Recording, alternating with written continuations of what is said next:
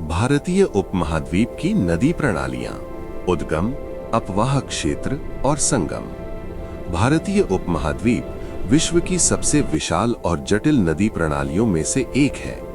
यहाँ की नदियां दो मुख्य भागों में बांटी जाती हैं, हिमालयी नदियां और प्रायद्वीपीय नदियां। इन नदियों ने यहाँ की सभ्यता, कृषि और संस्कृति को आकार दिया है। इंडस रिवर प्रणाली। सिंधु नदी का उद्गम तिब्बत में मानसरोवर झील के पास होता है। इसकी कुल लंबाई लगभग 3180 किलोमीटर है। इसकी प्रमुख सहायक नदियां हैं झेलम, चिनाब, रावी, ब्यास और सतलुज। लगभग 11.6 लाख वर्ग किलोमीटर क्षेत्र को अपवाहित करते हुए ये नदी अंततः अरब सागर में गिरती है। गंगा प्रणाली।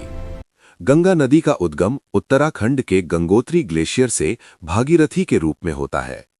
इसकी लंबाई लगभग 2525 किलोमीटर है। मुख्य सहायक नदियां यमुना, घाघरा, गंडक, कोसी और सोन। लगभग 10.8 लाख वर्ग किलोमीटर क्षेत्र को सिंचित करते हुए गंगा और ब्रह्मपुत्र मिलकर विश्व का सबसे बड़ा डेल्टा बनाती हैं और बंगाल की खाड़ी में गिरती हैं। ब्रह्मपुत्र रिवर प्रणाली। ब्रह्मपुत्र का उद्गम तिब्बत में यारलुंग सांगपू के रूप में होता है। लगभग 2900 किलोमीटर लंबी ये नदी अरुणाचल और असम से होकर बहती है। इसकी प्रमुख सहायक नदियां हैं सुबनसिरी, मानस, दिबांग और लोहित।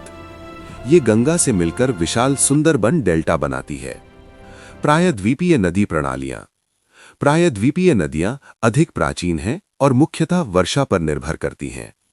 गोदावरी रिवर, भारत की सबसे लंबी प्रायद्वीपीय नदी, लंबाई लगभग 1465 किलोमीटर। प्रमुख सहायक नदियां प्राणहिता और इंद्रावती। ये बंगाल की खाड़ी में गिरती है। कृष्णा रिवर, पश्चिमी घाट से निकलती है, लंबाई लगभग 1400 किलोमीटर। मुख्य सहायक नदियां भीमा और तुंगभद्रा।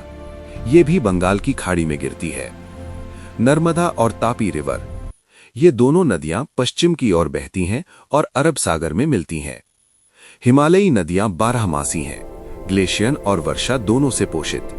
प्रायद्वीपीय नदियां मौसमी हैं, मुख्यतः मानसून पर निर्भर। ये सभी नदियां मिलकर लगभग 1.8 अरब लोगों के जीवन को सहारा देती हैं। ये खेतों को उपजाऊ बनाती हैं, डेल्टा का निर्माण करती हैं और भारतीय सभ्यता की जीवन रेखा है।